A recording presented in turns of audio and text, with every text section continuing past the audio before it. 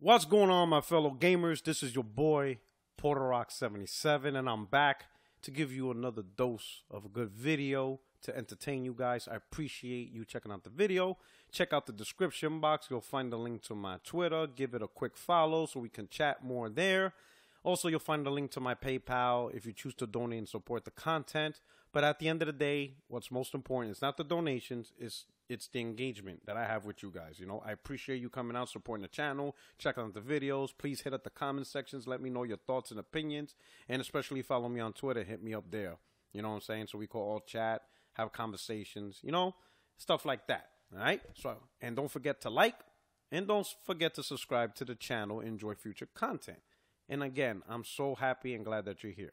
Now on today's video. So Phil Spencer was interviewed by Bloomberg, you know, and he had some comments to say, you know, had some good conversation. One of the things he said that is back to focus on developing games now. So as you can see here, it says the company plans to increase investment in developing in-house video games, including starting or acquiring studios to do so. Xbox chief Phil Spencer said in an interview last week. That's an about-face from its approach the past several years, during which Microsoft has shut its studios, canceled games, and faced criticism and industry conference from gamers for its lack of hot first-party titles. According to Phil Spencer, and is quoted, "We need to grow, and I look forward to doing that," Phil Spencer said. "Our ability to go create content has to be one of our strengths. We haven't always invested at the same level. We've gone through ups and downs in the investment. Microsoft on Tuesday will start selling the Xbox One X, a high-end console targeted at hardcore gamers." That is awesome news. I'm glad he feels that way. And it sounds like ever since he got promoted and he has direct access to Satya Nadal, he could influence that, you know. So it sounds like he's going to start putting the effort into creating studios and creating new IPs. Now, since he's starting the effort to do this, you're not going to see this over the next year or two. This is something that you're going to see in 2019, 2020, 2021, because it takes time to, for things to develop, in a sense, all right? So, but at least there's a start. At least there's something, you know? But what I found strange about this interview, you know, he said a couple of things, all right? Let's start with this. As Microsoft Xbox device continue to be outsold by rival Sony core PlayStation, the Redmond, Washington-based company is also changing the way it measures success in the Xbox business, away from console revenue and unit shipments towards more closely watched sales of games, subscriptions, and related services, not just on Xbox machine, but on iPhones, Android devices, and personal computer. The company now tracks monthly active users and revenue from software and services, and is looking at opportunities such as further expansion of Xbox Live online usage, esports, and gaming streaming. This means fundamentally rethinking how we measure progress in gaming, Nadia said on a conference call with analysts last month.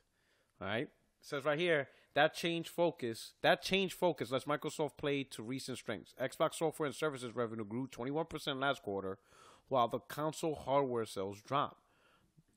All right, pretty interesting, right?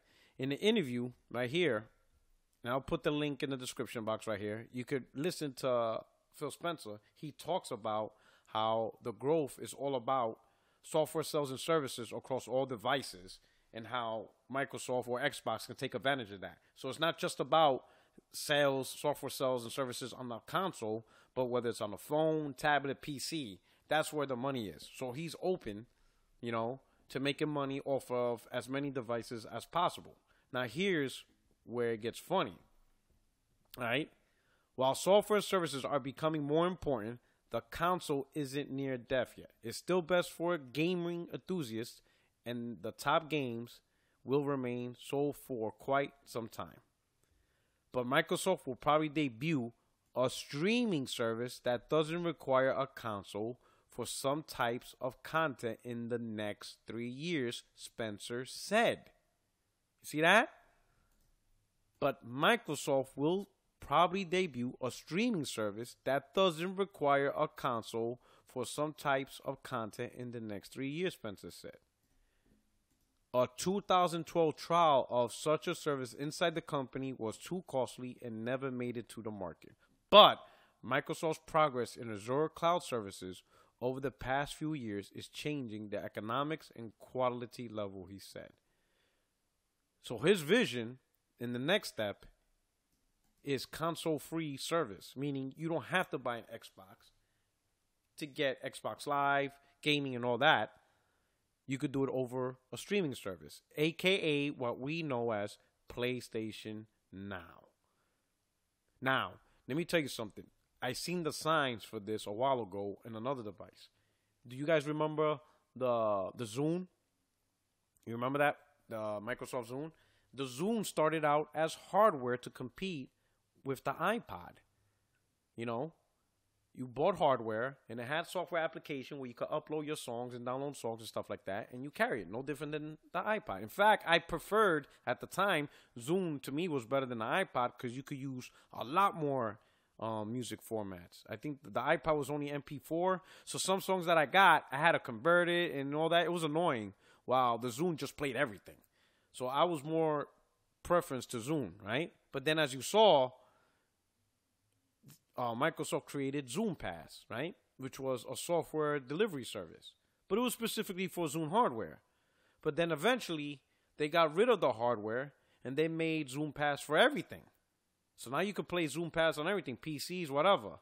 And then Zune Pass became Xbox Music, and then Xbox Music became Groove Music Player, which was on every device. Now we know Groove Music Player is gone because it just wasn't successful, but you saw what Microsoft did. They initially started with hardware, then they merged hardware with software, right? And then they eventually got rid of the hardware, and then it just became a software service available for every device.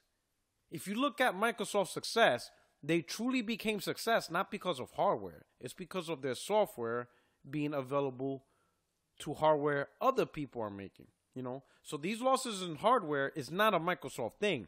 So right now, Microsoft, especially Phil, he still sees the value in hardware because as you saw, the gaming enthusiasts, there will always be people that want to play hardware on a TV.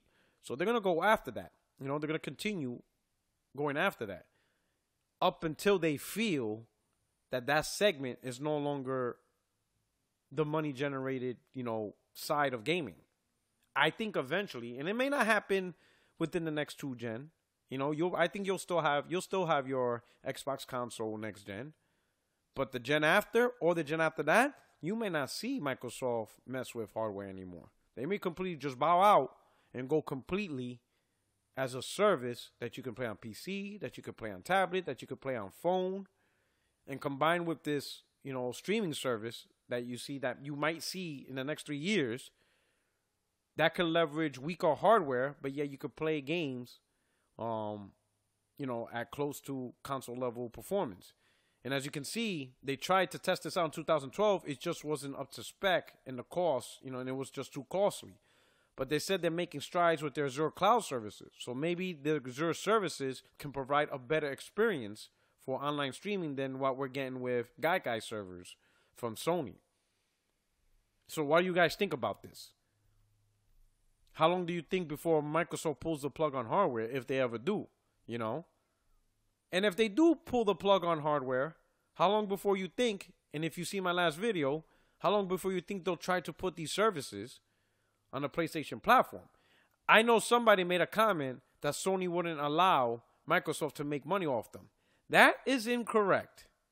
Because if you don't remember, Sony used to make Vario laptops and computers. They didn't run Linux. They ran Windows operating system. Microsoft was making money off of Sony with their Vario products. You understand? At the end of the day, companies don't mind other companies making money off them if they have a mutual benefit, you know? So if providing Xbox Live service improves Sony, especially if Xbox gets out of the hardware business, and now it's just really between Sony and Nintendo, Sony and Nintendo, and having Xbox Live services makes them a better competitor to outsell Nintendo, Sony will do it. Sony will have no problem in that.